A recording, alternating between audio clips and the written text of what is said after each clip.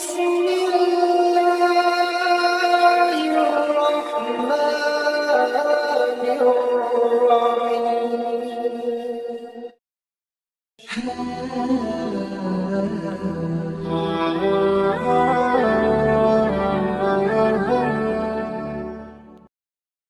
Bismillahirrahmanirrahim. Assalamualaikum warahmatullahi wabarakatuh.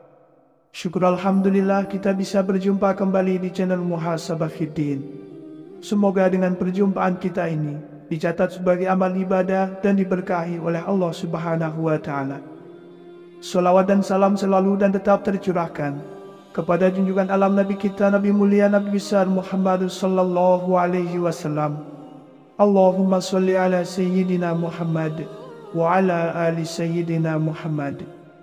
Harapan dan doa saya kepada sahabat semua, saudara semua dimanapun berada yang sedang menonton video ini, semoga Allah Subhanahu wa Ta'ala senantiasa memberikan kesehatan, keafiatan, dipanjangkan umur, dimurahkan rezeki, dimudahkan segala urusan, dan tetap dalam lindungan Allah Subhanahu wa Ta'ala.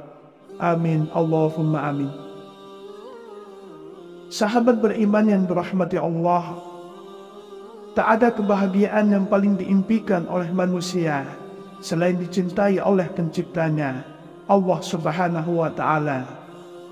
Berbagai cara dan upaya kita lakukan supaya bisa mendapatkan ridho dari Allah Subhanahu wa Ta'ala, baik itu dalam ibadah, aktivitas, bahkan dalam hendak tidur pun kita selalu ingin mencari ridho Allah Subhanahu wa Ta'ala.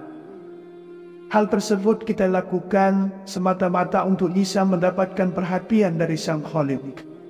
Karena keutamaan ketika kita dicintai Allah Subhanahu wa Ta'ala, insya Allah kita akan mendapat kenikmatan di dunia, terlebih lagi kenikmatan di akhirat. Rasulullah Shallallahu Alaihi Wasallam pernah bersabda, apabila Allah mencintai seorang hamba, maka dia menyeru Jibril, sesungguhnya Allah mencintai fulan, maka cintailah ia. Maka Jibril pun mencintainya. Lalu Jibril menyeru penduduk langit, sesungguhnya Allah mencintai si fulan, maka cintailah ia. Maka penduduk langit pun mencintainya. Setelah itu kecintaannya diteruskan kepada penduduk di bumi. Hadis riwayat Bukhari. Lalu apa ciri-cirinya kalau kita disayang Allah? Yang pertama adalah dibukanya pintu amal soleh sebelum kematian. Rasulullah Shallallahu Alaihi Wasallam pernah bersabda, apabila Allah menginginkan kebaikan kepada seorang hamba, Allah akan jadikan ia beramal. Dikatakan, apakah dijadikan beramal itu? Beliau bersabda, Allah bukakan untuknya amalan soleh sebelum meninggalnya, sehingga orang-orang yang berada di sekitarnya ridho kepadanya. Hadis riwayat Ahmad dan Al-Hakim. Dari hadis tersebut sudah jelas dikatakan bahwa jika Allah menghendaki kebaikan pada hambanya, maka Allah akan menjadikan hamba tersebut beramal soleh sebelum wafatnya, dan menjadikan hamba tersebut senantiasa bertaubat kepada Allah Subhanahu wa Ta'ala atas segala kesalahannya dalam setiap nafasnya. Sehingga ketika hamba yang dikehendaki Allah tersebut meninggal dunia, maka ia meninggal dalam keadaan husnul khatimah dan diampuni segala dosa-dosa yang dikerjakan semasa hidupnya di dunia. Sungguh sangatlah beruntung seorang hamba yang dicintai Allah Subhanahu wa Ta'ala tersebut. Lalu yang kedua, difaqihkan dalam urusan agama. Rasulullah Shallallahu Alaihi Wasallam pernah bersabda, barang siapa yang Allah inginkan kebaikan padanya, Allah akan faqihkan ia dalam agama. Hadis riwayat Bukhari dan Muslim. Yang dimaksud difaqihkan adalah pemahaman yang Allah Subhanahu wa Ta'ala berikan kepada seorang hamba, sehingga ia mendapat pemahaman yang lurus terhadap Al-Quran dan hadis, di mana kefakihan ini bersumber dari kebeningan hati dan dari akidah yang sahih. Karena saat hati dipenuhi dengan hawa nafsu, maka orang tersebut tidak akan dapat memahami Al-Quran dan hadis dengan benar. Yang ketiga, dipercepat sanksinya di dunia. Rasulullah SAW pernah bersabda, apabila Allah menginginkan kebaikan kepada hambanya, Allah akan segerakan sanksinya untuknya di dunia. Dan apabila Allah menginginkan keburukan kepada hambanya, Allah akan membiarkan dosanya di dunia sampai Allah membalasnya di hari kiamat. Meski salah satu tanda seseorang yang dicintai Allah Subhanahu wa Ta'ala adalah dipercepat sanksinya di dunia, akan tetapi kita tidak dianjurkan untuk meminta kepada Allah agar dipercepat sanksi kita di dunia, karena belum tentu kita akan sanggup untuk menghadapinya. Ada kisah menarik yang mungkin bisa menjadi pelajaran untuk kita semua.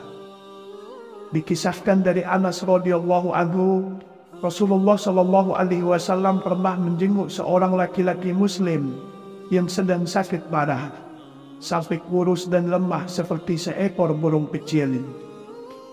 Kemudian Rasulullah SAW bertanya kepadanya, apakah kamu pernah berdoa ataupun memohon sesuatu kepada Allah? Sahabat tersebut menjawab, ya, saya pernah berdoa. Ya Allah, ya Tuhanku, apa yang akan Engkau siksakan kepadaku di akhirat kelak, maka segerakanlah siksa tersebut di dunia. Mendengar pengakuan itu, Rasulullah SAW pun berkata, Subhanallah, mengapa kamu berdoa seperti itu? Tentu kamu tidak akan tahan.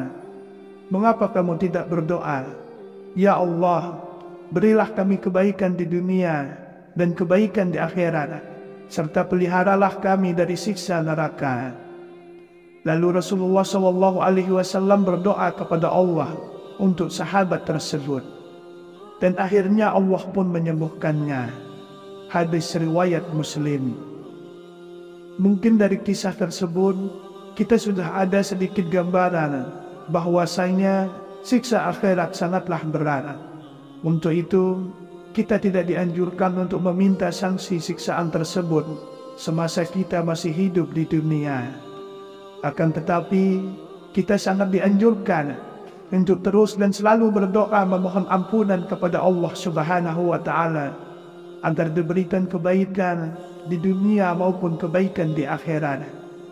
Dan semoga kita semuanya bisa dijauhkan oleh Allah Subhanahu wa Ta'ala dari siksaan api neraka. Amin ya rabbal alamin. Lalu yang keempat, diberikan ujian.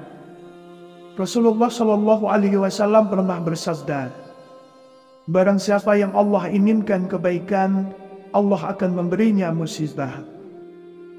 Sahabat beriman yang dirahmati Allah, musibah tidak selalu berkaitan dengan azab Allah yang ditimpakan kepada kita.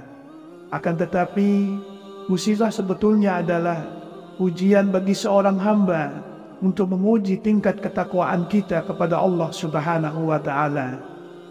Rasulullah SAW pernah bersabda, setiap cobaan yang dihadapi umatnya itu untuk menggugurkan dosa dan mengangkat derajatnya.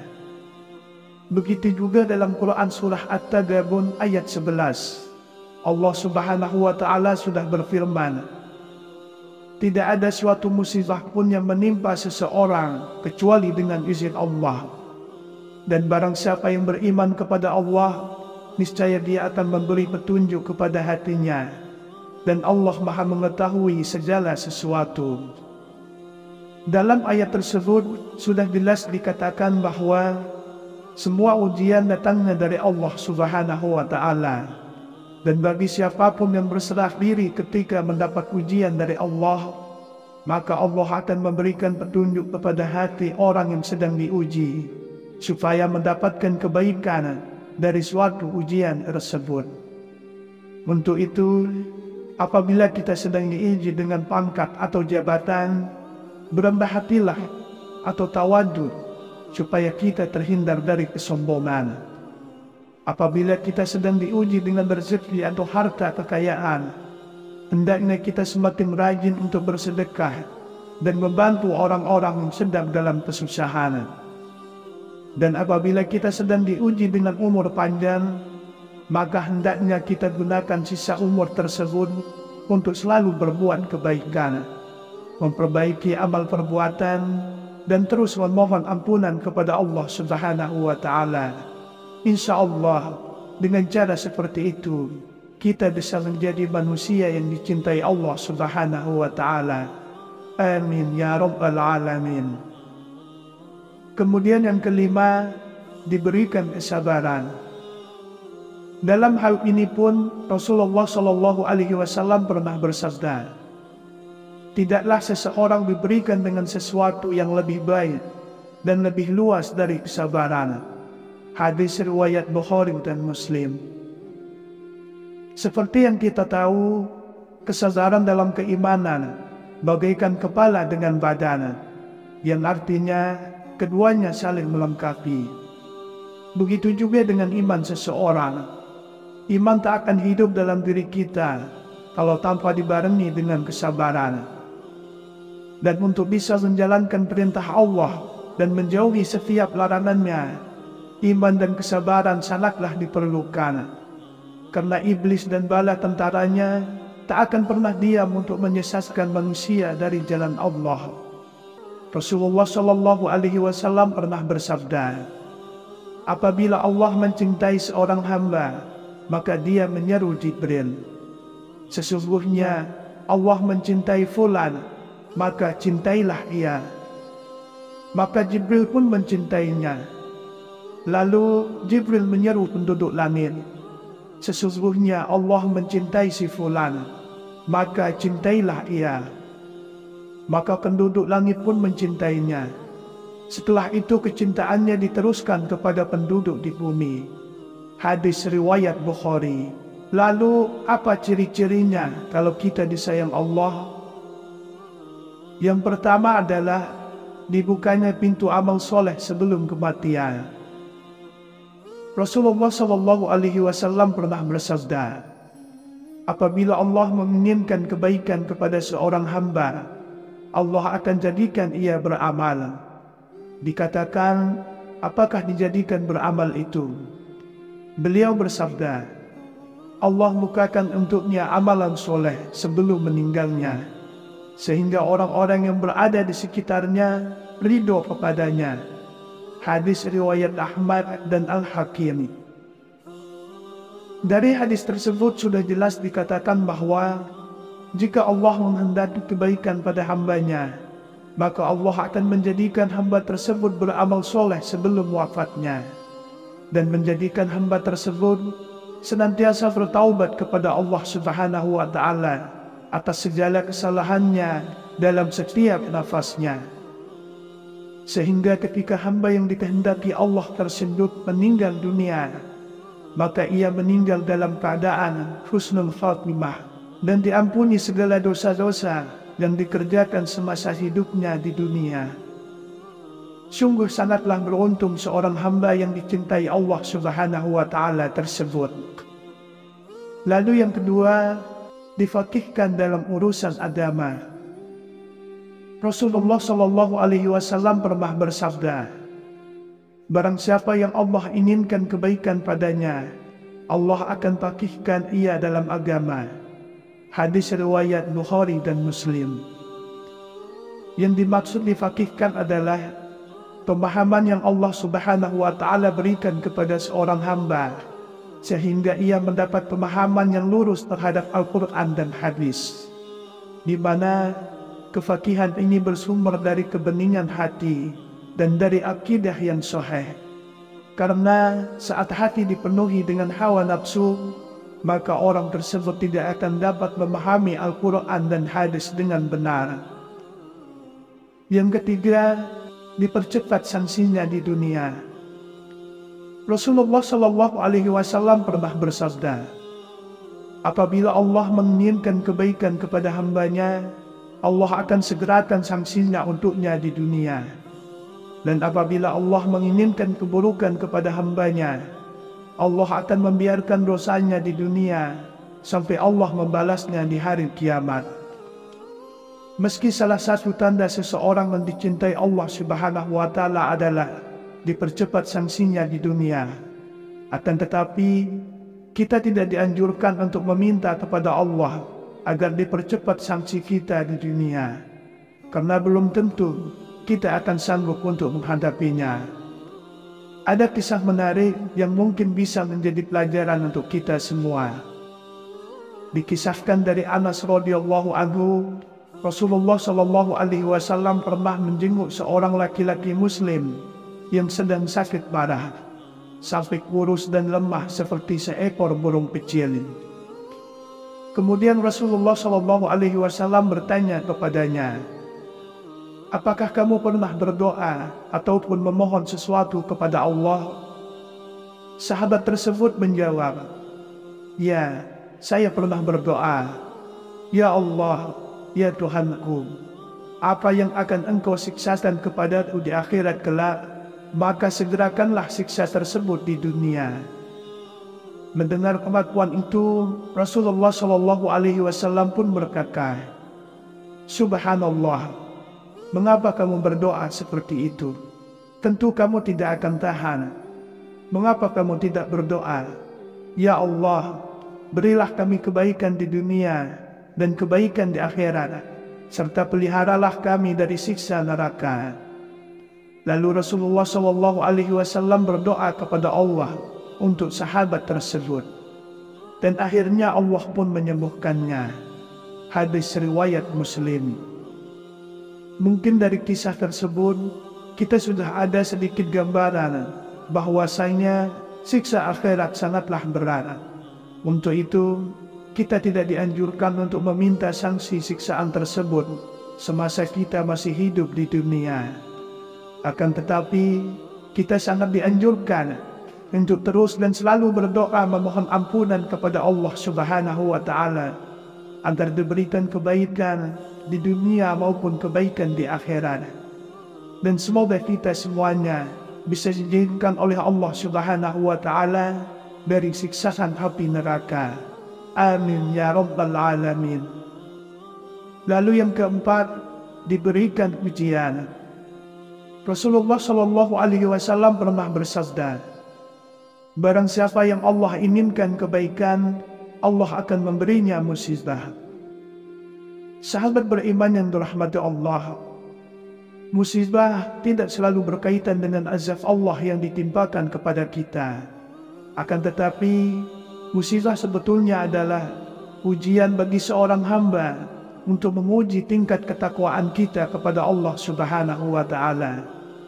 Rasulullah Shallallahu alaihi wasallam pernah bersabda, "Setiap cobaan yang dihadapi umatnya itu untuk menggugurkan dosa dan mengangkat derajatnya." Begitu juga dalam Quran surah At-Taghabun ayat 11. Allah Subhanahu wa Ta'ala sudah berfirman, "Tidak ada suatu musibah pun yang menimpa seseorang kecuali dengan izin Allah. Dan barang siapa yang beriman kepada Allah, niscaya dia akan memberi petunjuk kepada hatinya. Dan Allah Maha mengetahui segala sesuatu." Dalam ayat tersebut sudah jelas dikatakan bahwa semua ujian datangnya dari Allah Subhanahu wa Ta'ala. Dan bagi siapapun yang berserah diri ketika mendapat ujian dari Allah, maka Allah akan memberikan petunjuk kepada hati orang yang sedang diuji, supaya mendapatkan kebaikan dari suatu ujian tersebut. Untuk itu, apabila kita sedang diuji dengan pangkat atau jabatan, berendah hatilah atau tawadud, supaya kita terhindar dari kesombongan. Apabila kita sedang diuji dengan rezeki atau harta kekayaan, hendaknya kita semakin rajin untuk bersedekah dan membantu orang-orang yang sedang dalam kesusahan. Dan apabila kita sedang diuji dengan umur panjang, maka hendaknya kita gunakan sisa umur tersebut untuk selalu berbuat kebaikan, memperbaiki amal perbuatan, dan terus memohon ampunan kepada Allah Subhanahu wa Ta'ala.